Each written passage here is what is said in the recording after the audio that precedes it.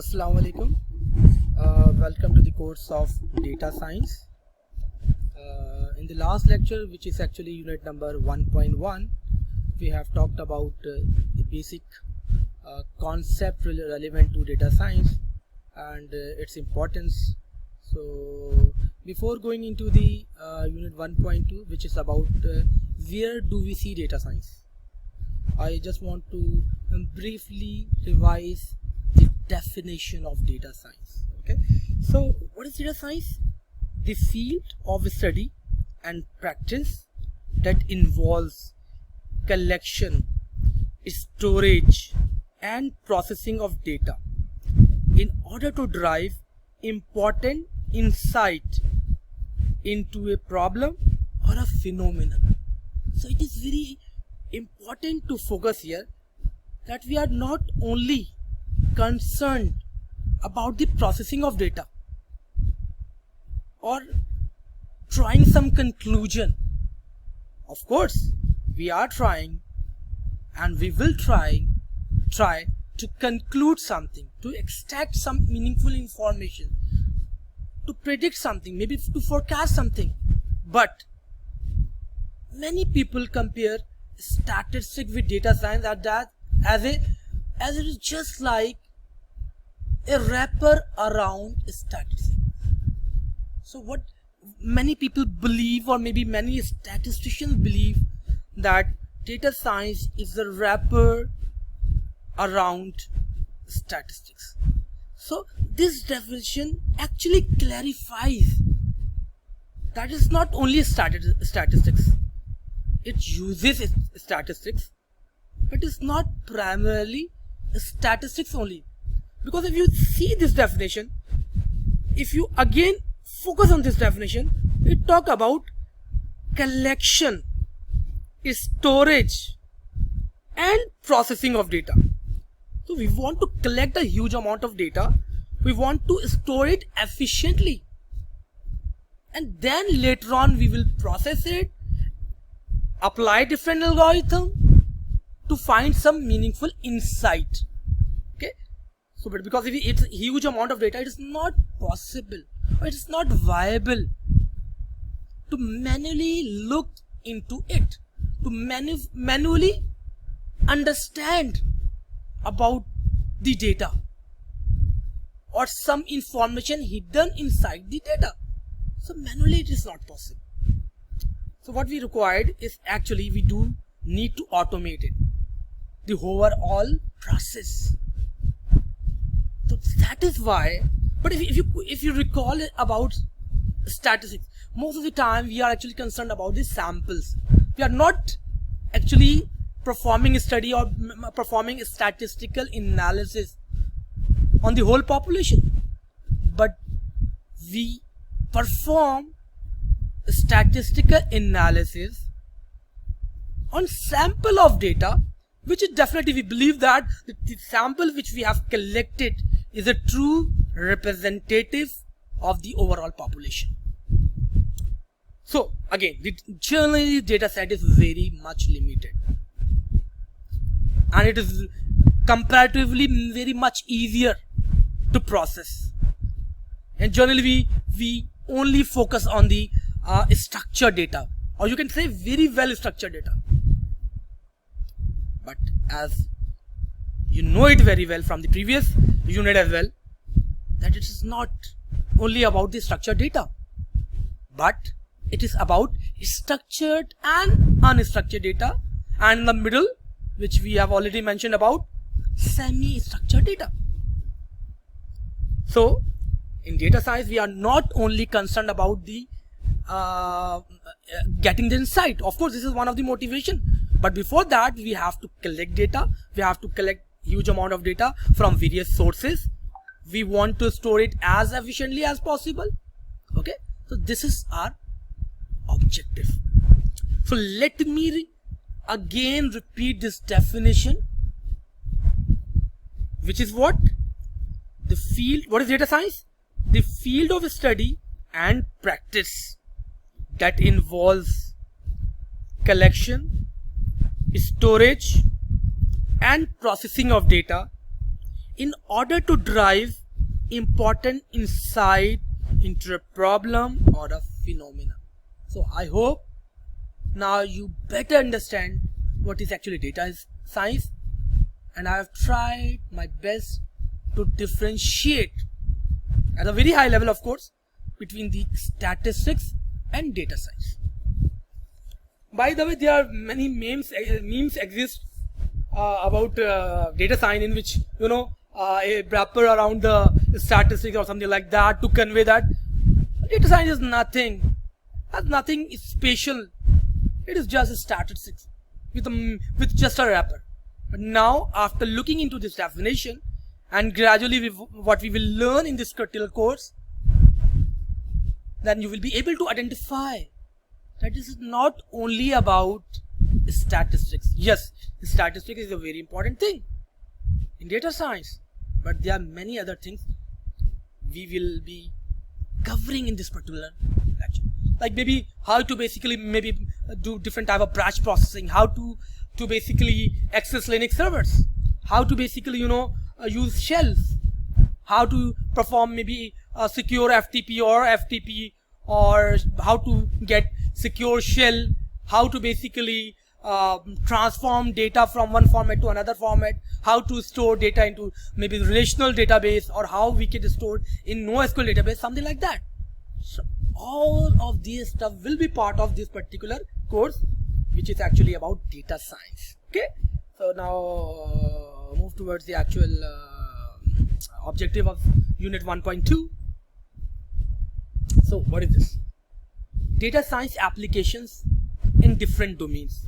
This is our objective of this particular lecture. So there are many domains. There is a huge list of domains where the application of data science exists. For example, if you can see here, of course this is not the complete list. There are many domains. Some of the very frequently or the popular domains are mentioned over here, but of course this is not a comprehensive list.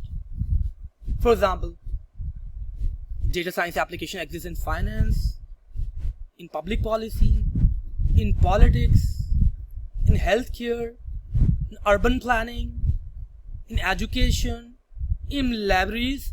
So you can say there are many domains where the application of data science exists. So let's start taking example of some applications in each of these different domains. Let's starting from the finance domain. For example, in finance domains, if you want to detect fraud, if you want to reduce risk, maybe you want to basically calculate credit score of the individual. You might heard about the word credit score. In international domain, international market, even in Pakistan, there are different institutions exist which actually calculate credit score of individuals. And what is this credit score? Credit score is basically a representative of how good a customer is. You might be like, what this means? For example, if you are interested in car loan, in personal loan, or maybe house loan, something like that, or maybe you want to apply for a credit card, maybe a platinum credit card, or maybe something better than that. Okay, or maybe even something like gold card or something like that. So should I allow you a limit of 5 lakh rupees or 10 lakh rupees or maybe 1 lakh rupees, or should I deny a credit card? How a bank or a credit granting institution will decide about whether they will give you a credit amount or they will deny, or if they will give you a credit amount, then what should be the limit? So based on your historical credit standing, based on your historical consumptions based on your previous defaults. Default means you have basically borrowed some money from someone, some bank, some institution, and you have not paid on time. You have not paid on time. Okay, so something like that. So there are different algorithms based on data science. It will calculate your credit score. On the basis of credit score, an institution or a financial institution will decide whether they will give you an amount as a credit or not. Okay, so this as I already talked about fraud detection, for example.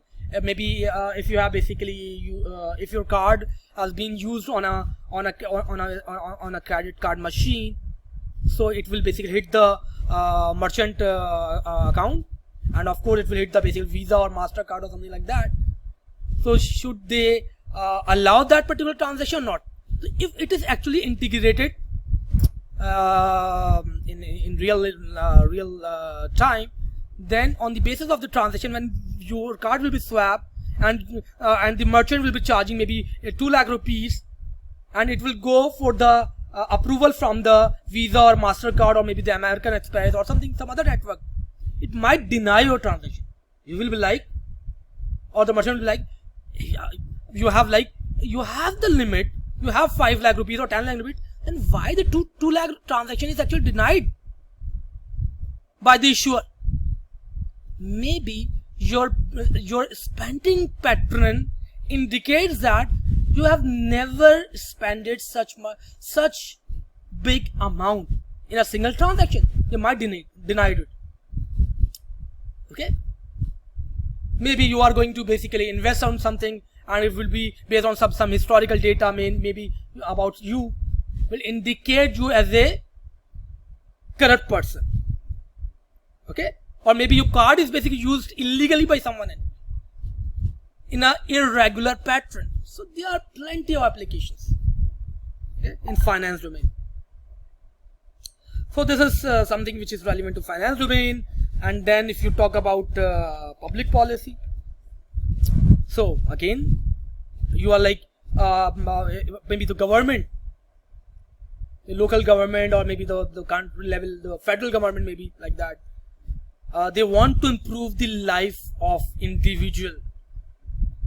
They want to basically decide where they should spend, where people are actually facing problems. So how they will decide? Because remember how big a country is, how strong a country is there, but remember, always the budget is limited. You cannot spend budget on everything, but you will be only spending budget on those things which is most important, which is most critical, which is most in demand by the population living in that particular city, or maybe in the overall country, or maybe the state, depending on which country you are talking about. So maybe in order to improve public life, you will be using the huge amount of data to improve the public life. Maybe the traffic patterns. Maybe you want to increase the number of buses. Maybe you want to introduce some more transportation mechanism or something like that. Okay. So maybe you want to distribute the traffic on peak hours. Maybe you want to apply in the social welfare, community well-being, and you name it and you find it. There are plenty of applications in the public domains.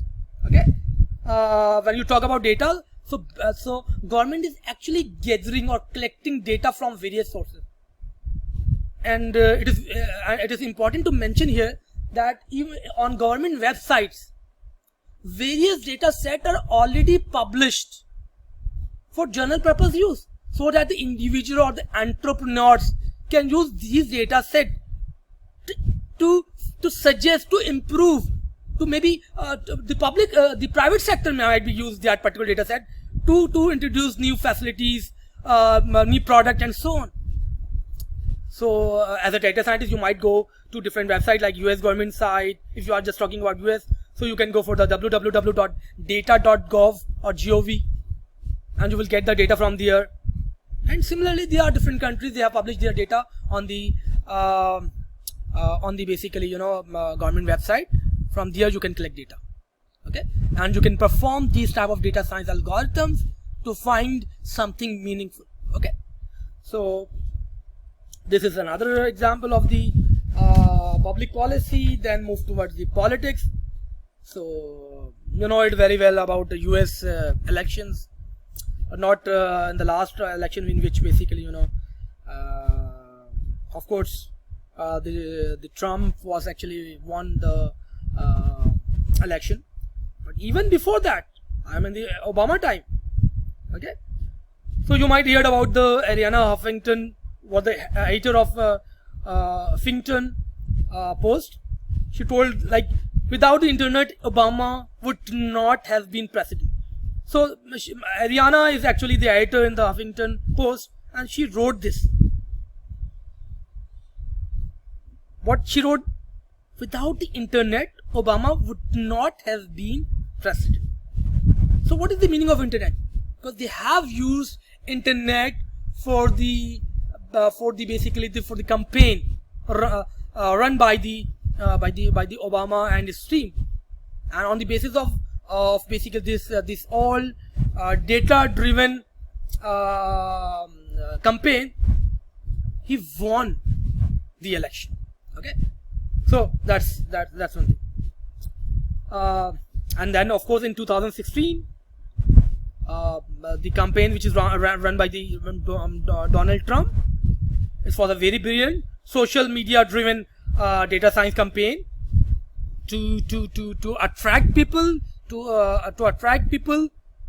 towards his presidency, and towards the overall campaign, so that the people has move from the other political party to Obama, to basically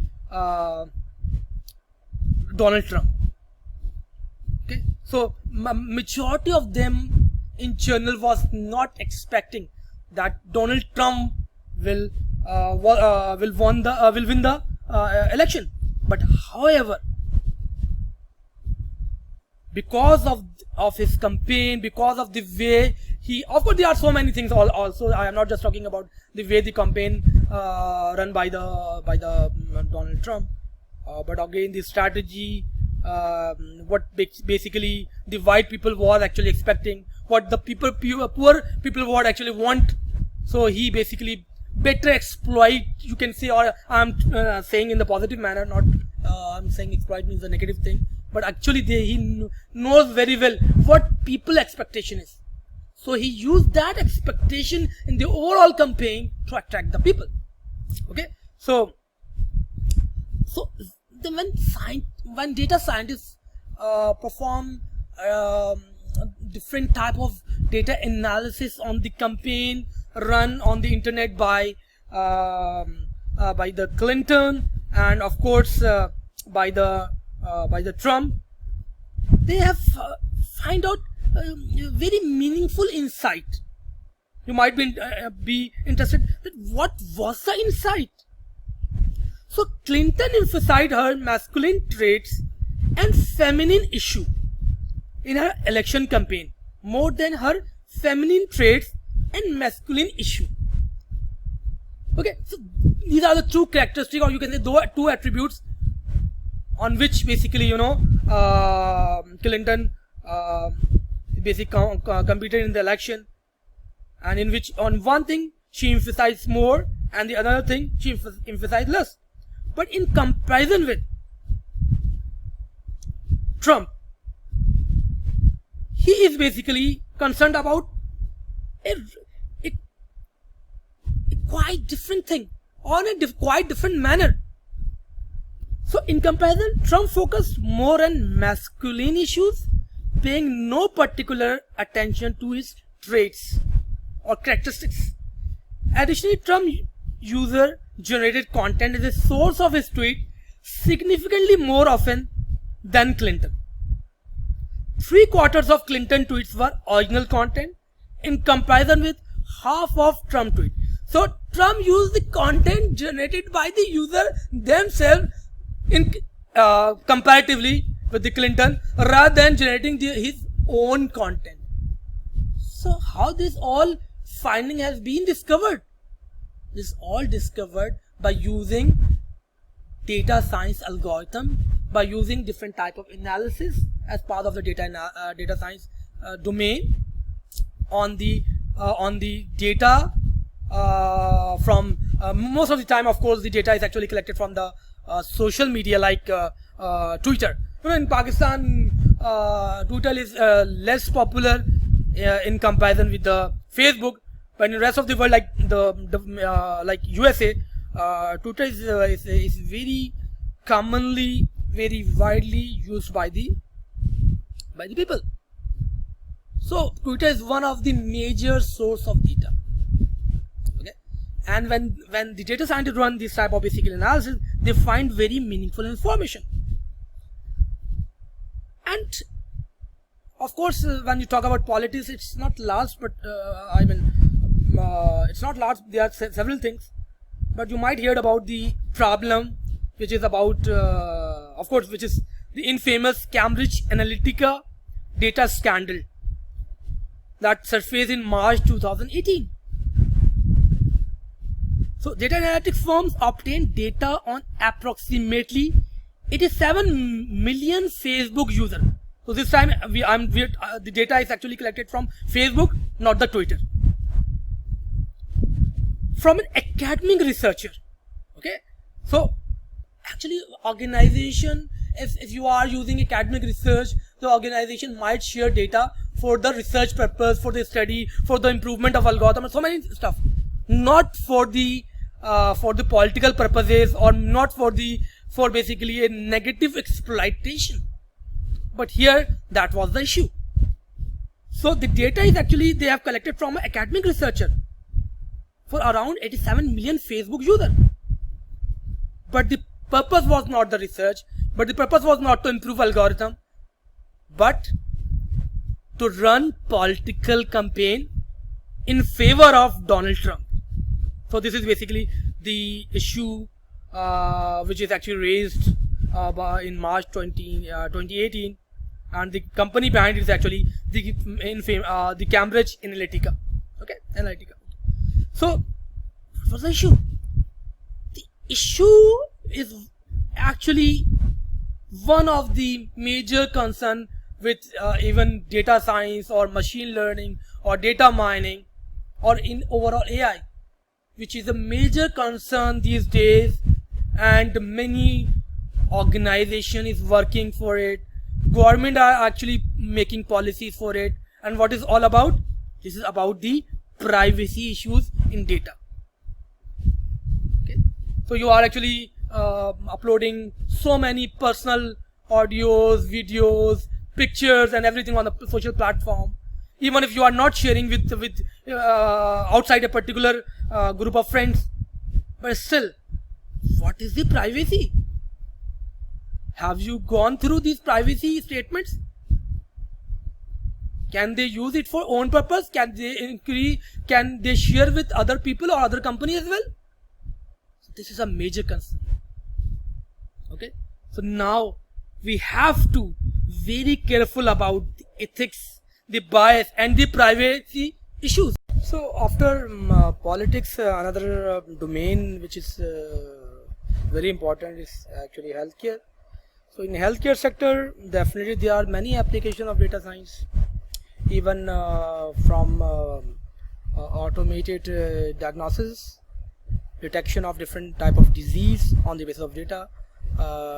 You might be very well aware about they are basically different huge amount of biological data like DNA sequence data and proteins and the protein structure and so on, of course, and then basically different type of medical reports like X-ray, MRI, etc. etc. So there are huge amount of data available, and then of course electronic health records, EHR, because of this application, patient records are properly maintained. Okay, so there are huge amount of data relevant to the patients are available, And there are different type of basically biological data, like I have already mentioned about it, like DNA sequence, or maybe the proteins, or maybe the protein structure, and so on. So this huge amount of data is already available. Now we need to basically utilize it efficiently. Now we need to basically convert these data into some meaningful information, to extract actually some meaningful information from it, and of course to predict, to forecast something, to maybe to diagnose, or maybe to identify different disease by using the different type of data science algorithms. So they are unlimited potential available, and it is already a huge set of data. So it is very important to mention that biological data is actually a source of big data. And when you already have big data, and the data is actually increasing at a very rapid pace, so this will not become useful until unless we will explore it, we can exploit it for some positive purpose.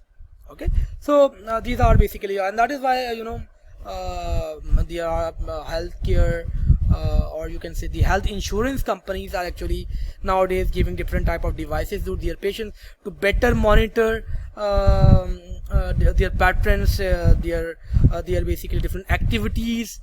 There are different type of devices available, like you might heard about personal wearables like health trackers. A very popular device is actually Fitbit, and there are many basically Chinese products are available from MI, which is actually Xiaomi MI, and other companies which have basically smart watches which actually measure your sleeping pattern, your steps, and so on, and even your heartbeat, and etc.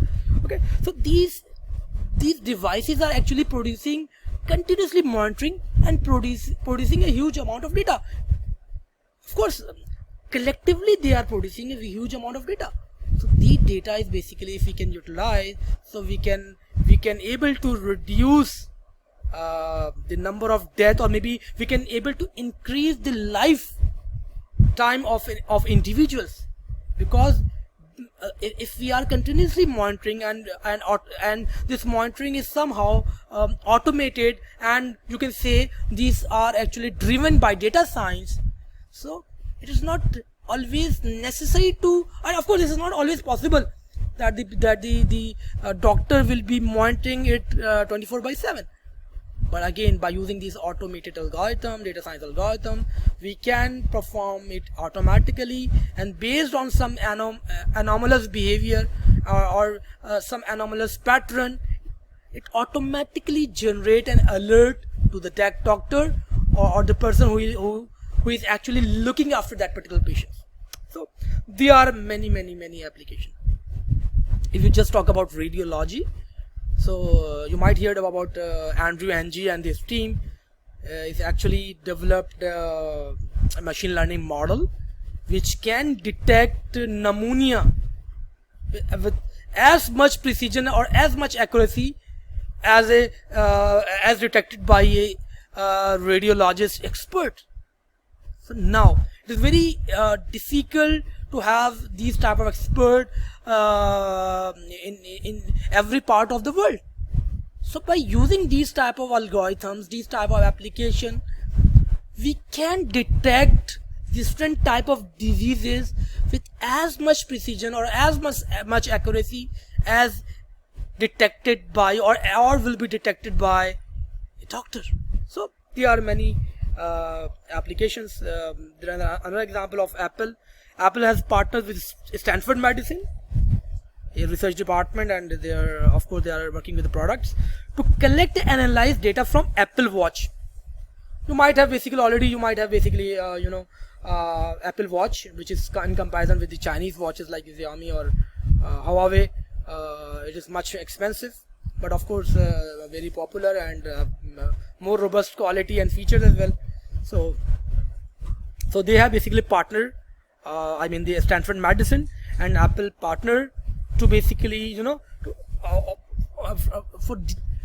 because Apple device is actually gathering these type of data from the individuals, and they are partnered with the Stanford Medicine to monitor, to identify irregular heart rhythms, including those from potentially serious heart condition such as atrial fibrillation, okay, which is the leading cause of stroke. These days, in the last decade, the number of stroke cases are increasing day by day. So if we can identify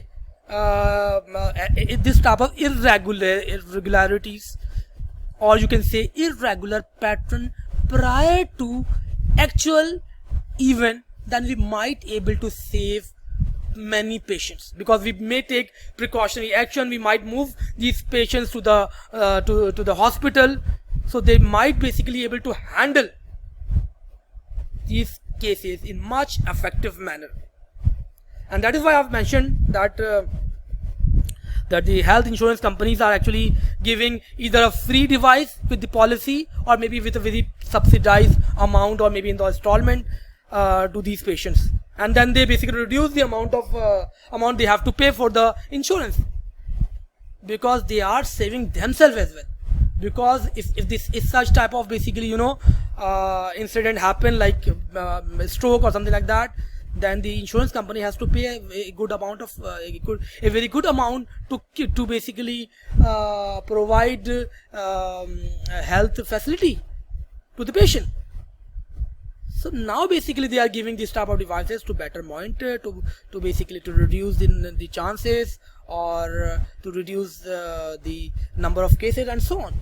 So there are plenty of applications in the domain of healthcare. Okay. So then if you can move to another domain, which is urban planning. Okay, so in urban planning there are again various application of data science. In order to proper plan, we can use data science, and we can use the different type of data collected from different sensors installed on basically different locations to basically better plan, and we can basically focus on the future requirement much earlier than the actual time period. So we can basically make better strategic decision in urban planning using data science. For example, to improve inefficient transportation networking, maybe for to handle bulging of greenhouse gases, maybe unplanned city scale like slums, okay, to basically to deal with people with the poor facilities, for the poor people, to provide to improve their life by providing basic health facilities, to basically improve their living standard and so on. So there are many applications. Maybe to handle if there are basically a strong snowfall, we might basically using the data we can predict much before the actual snowfall, or maybe to handle this the bad situation caused by the extreme for example snowfall and so on. So the applications are unlimited. It is up to us that how we will realize these problems and how we will able to solve these problems by using data science. Okay. Then of course another domain which is very important, education. And you are very aware that now basically education sectors are actually using data science to improve the learning experience of the individual, to cope up, to handle with the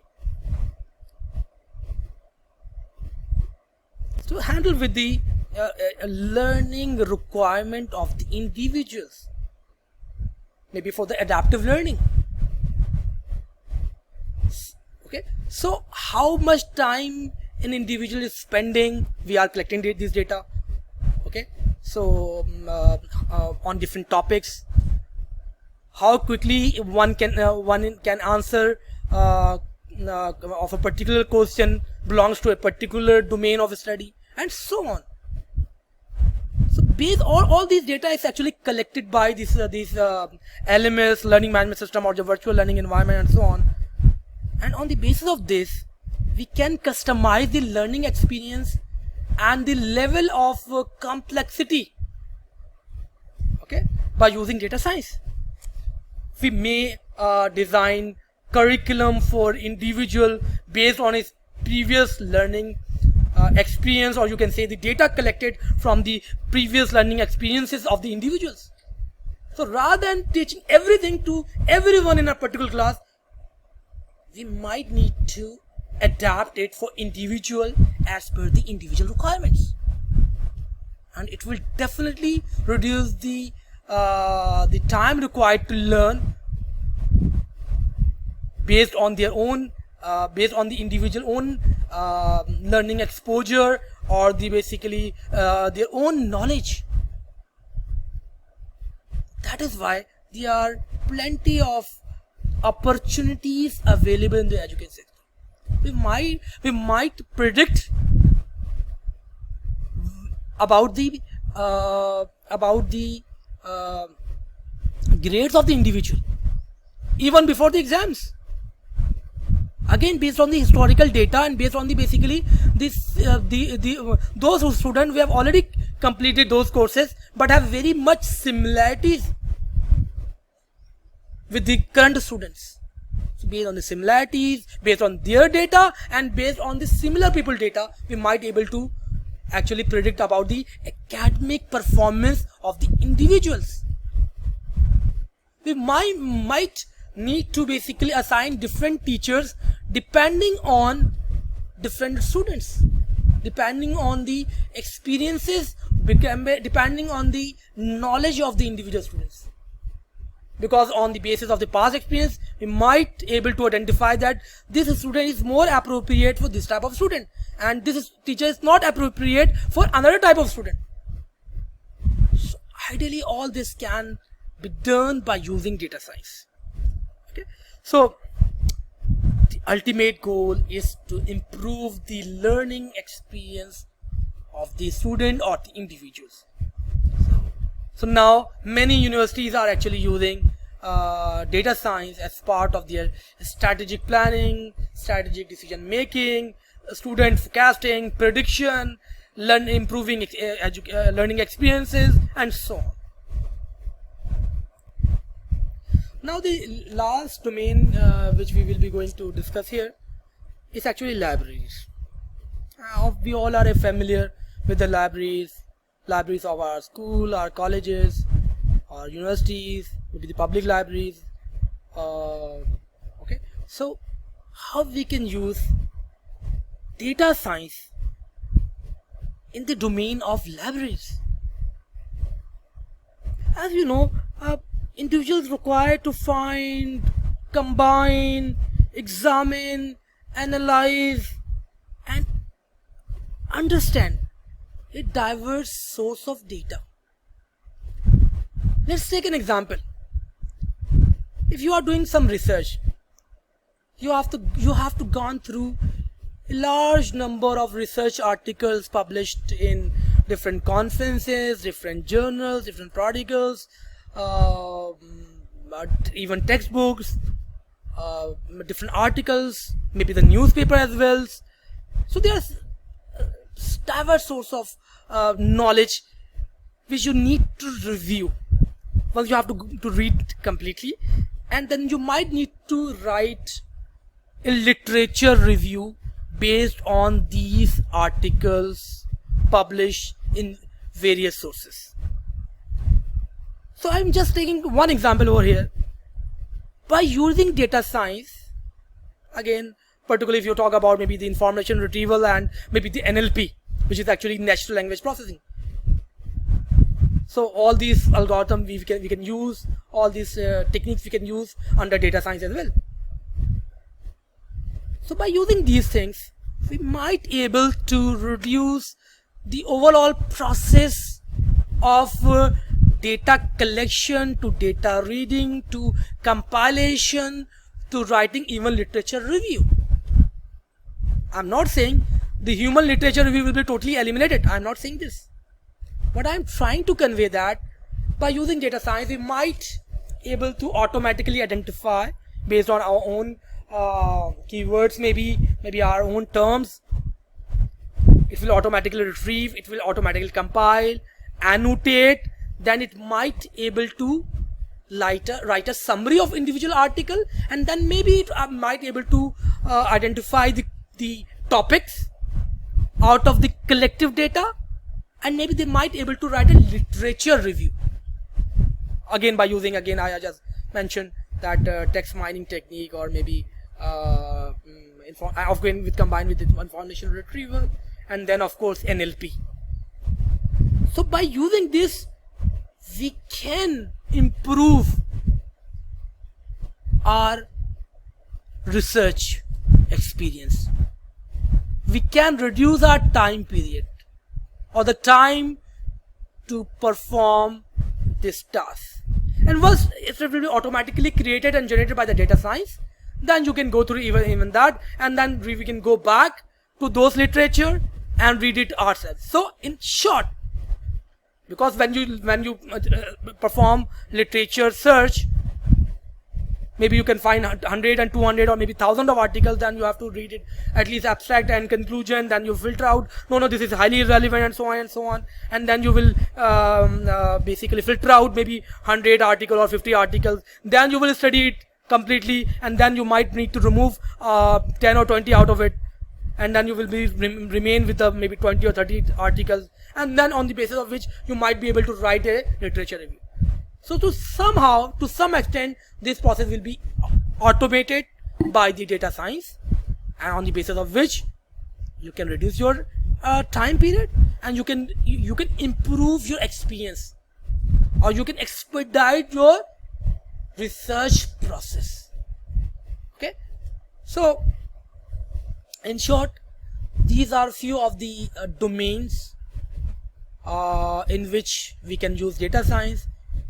I have tried to mention different applications belongs to different domains, and I try to basically convince you that there are unlimited opportunities available in each and every domain. Even those domains which is not written over here must have plenty of opportunities to use data science to improve the overall experience in a particular domain by analyzing, by predicting, by forecasting, or maybe by using some sort of prescriptive analytics or the prescriptive analysis. So all these things can be done with the help of data science. So this is basically the conclusion of our